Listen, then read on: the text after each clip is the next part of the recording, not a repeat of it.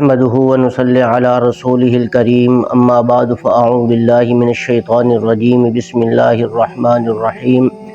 انا انزلناه في ليلة القدر وقال النبي صلى الله عليه وسلم من قام ليلة القدر ایمانا واحتسابا غفر له ما تقدم من ذنبه صدق اللہ العظیم۔ اللہ تبارک و تعالیٰ کا لاکھ لاکھ فضل اور احسان عظیم ہے کہ جس خالق کائنات نے اس امت محمدیہ کو رمضان المبارک جیسا مقدس مہینہ عطا فرمایا،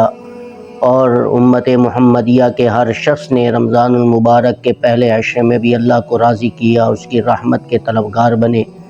پھر دوسرا عشرہ جو چل رہا ہے، جو کہ اس وقت اپنے آخری اختتام کو ہے،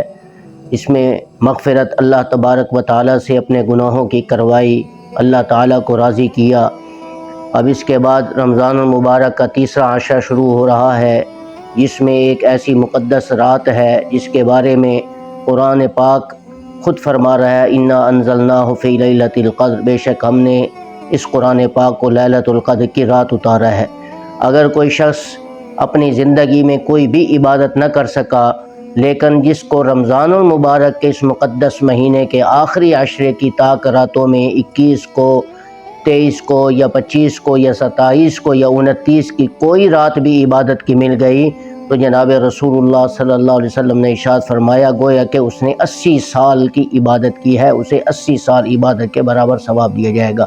تو ہمیں چاہیے کہ اس لیلۃ القدر کی رات اللہ کی عبادت کریں، ذکر کریں، اذکار کریں، قرآن پاک کی تلاوت کریں، تاکہ اس بابرکت رات جو اللہ تعالیٰ کی رحمت اپنے بندوں کے ہاں متوجہ ہوتی ہے، شامل حال ہوتی ہے، ہم اللہ تعالیٰ سے معافی مانگیں اپنے گناہوں کی، اور اللہ تبارک و تعالیٰ خود آسمان دنیا پر نازل ہوتا ہے اور اعلان کرتا ہے کوئی ہے میرا بندہ جو مجھ سے گناہوں کی طلب کرے، گناہوں سے کی معافی مانگے، تو میں اس کے سارے گناہوں کو معاف کر کے اسے جنت میں داخلے کا اس کے لیے اعلان کر دوں۔ میری دعا ہے اللہ ہم سب کو اس مقدس رات اپنی عبادت کی توفیق عطا فرمائے۔